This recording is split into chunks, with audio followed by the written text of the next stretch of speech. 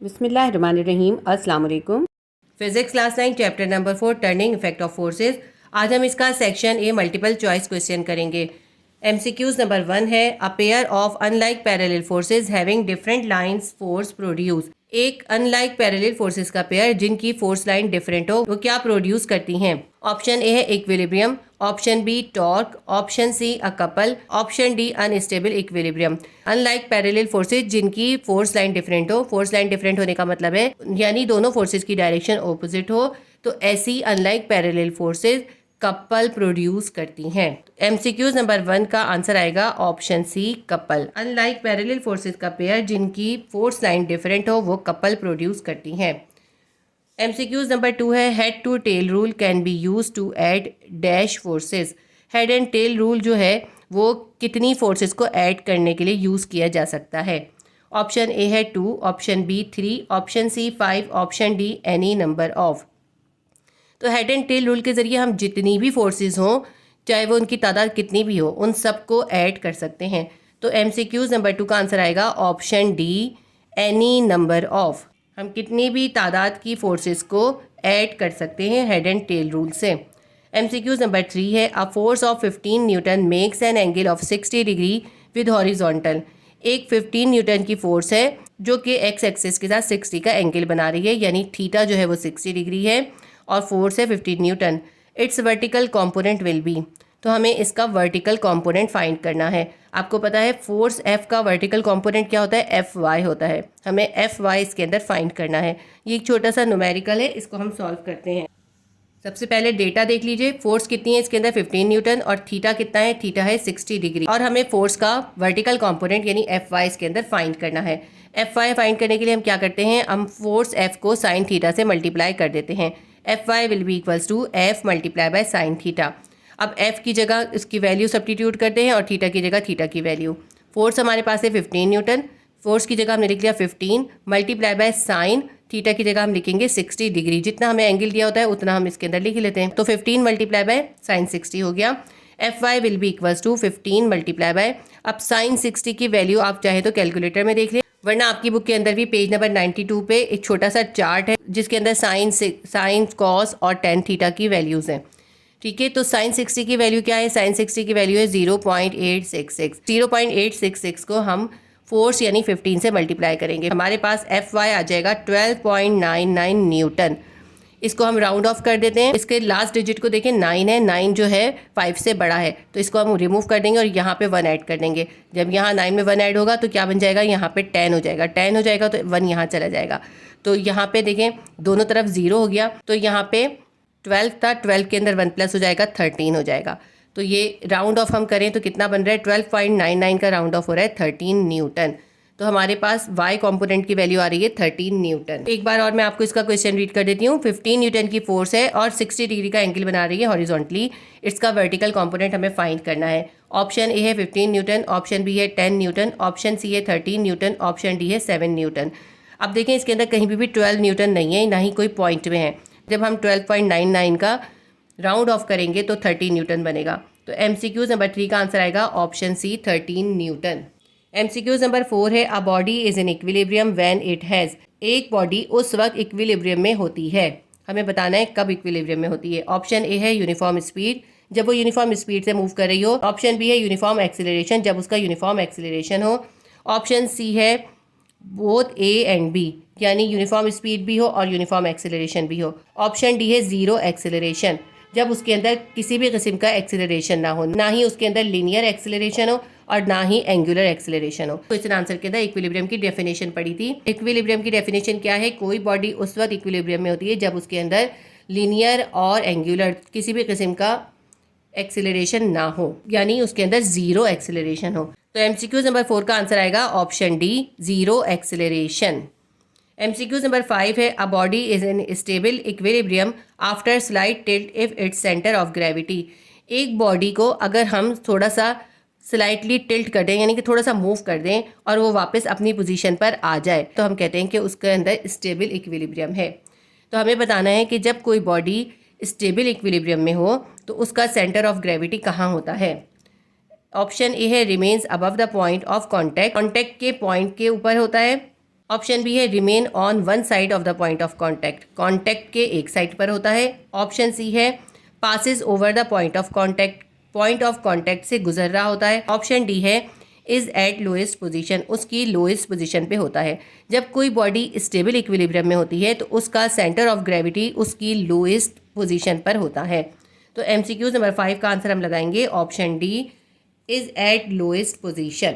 MCQ number 6 है a body is in unstable equilibrium after slight tilt if it's centre of gravity. अगर हम एक body को slightly tilt करें और वो अनस्टेबल इक्विलिब्रियम में आ जाए, यानी वो वापस अपनी पुरानी पोजीशन पे ना आए, तो उसका सेंटर ऑफ ग्रेविटी कहाँ होता है, यानी किसी बॉडी का सेंटर ऑफ ग्रेविटी कहाँ होगा अगर अनस्टेबल इक्विलिब्रियम हो। ऑप्शन ए है remains on one side of the point of contact, point of contact के एक साइड पर रहता है। ऑप्शन बी है remain above the point of contact, centre of gravity जो है वो पॉइंट ऑफ कॉन्टैक्ट के ऊपर रहता है। ऑप्शन सी है passes over the point of contact, point of contact से पास कर रहा होता है।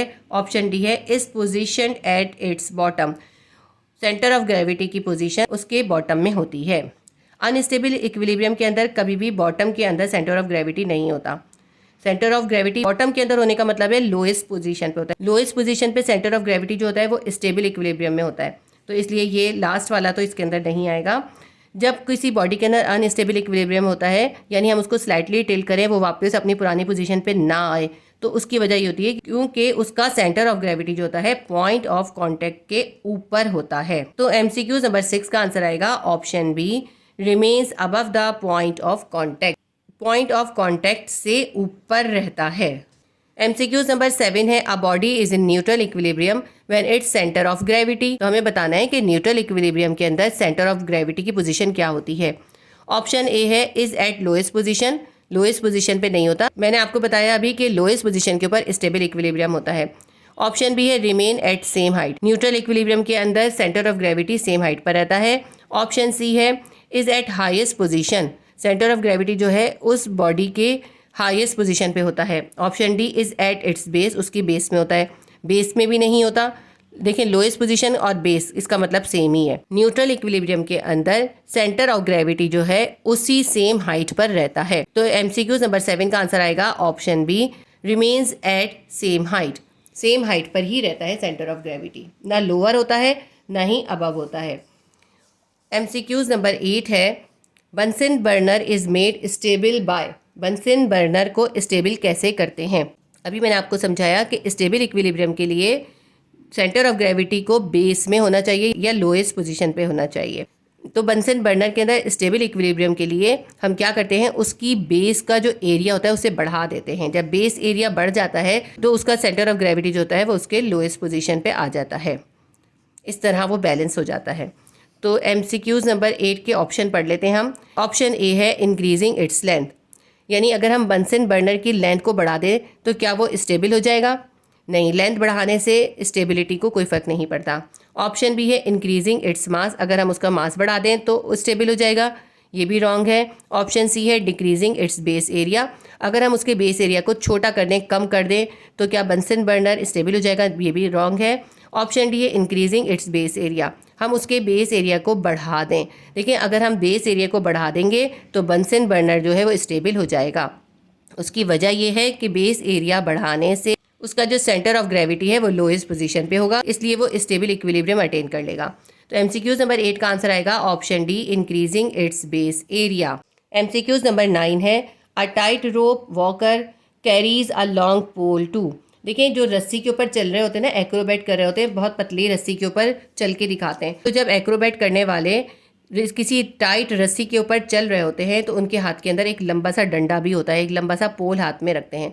वो पोल हाथ में किस लिए रखते हैं? वो पोल हाथ में अपने आप को बैलेंस करने के लिए रखते हैं, स्टेबिलिटी हासिल करने के लिए, क्योंकि पोल को वो नीचे की तरफ रखते हैं जिसकी वजह से उनका जो सेंटर ऑफ ग्रेविटी होता है वो लोअर हो जाता है और उनको स्टेबल इक्विलिब्रियम हासिल हो जाता है।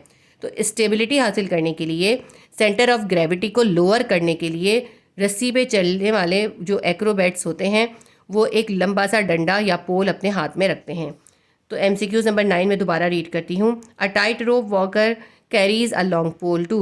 ऑप्शन ए है इंक्रीज हिज वेट, अपना वेट बढ़ाने के लिए वो पोल को या डंडे को हाथ में रखते हैं। ऑप्शन बी है raise his centre of gravity, centre of gravity को ऊंचा करने के लिए यूज़ करते हैं। ऑप्शन सी है lower his centre of gravity, अपने सेंटर ऑफ ग्रेविटी को लोअर करने के लिए यूज़ करते हैं। ऑप्शन डी है keep his centre of gravity in fix position, अपने सेंटर ऑफ ग्रेविटी को फिक्स पोजीशन पे रखने के लिए यूज़ करते हैं। मैंने आपको इसका आंसर बता दिया। इसका आंसर आएगा option C lower his centre of gravity. MCQs number 10 है stability of a racing car is increased by. किसी रेसिंग कार की स्टेबिलिटी बढ़ाने के लिए क्या करते हैं? रेसिंग कार की स्टेबिलिटी बढ़ाने के लिए क्या करते हैं? उसका जो बेस एरिया होता है उसे हैवी बना देते हैं। जैसे हमने बंसन बर्नर को स्टेबल करने के लिए क्या करा था, उसका बेस एरिया बढ़ा दिया था, इंक्रीज कर दिया था बेस एरिया। तो रेसिंग कार्स रेसिंग के दौरान में जब डिसबैलेंस हो जाएं तो स्टेबल इक्विलिब्रियम के लिए, ताकि वो अपनी पुरानी पोजीशन पर वापस आ सकें, उसके लिए उनका बेस जो होता है उस बेस को हैवी कर देते हैं। बेस को हैवी करने से क्या होता है, उनका जो सेंटर ऑफ ग्रेविटी होता है वो लोअर हो जाता है।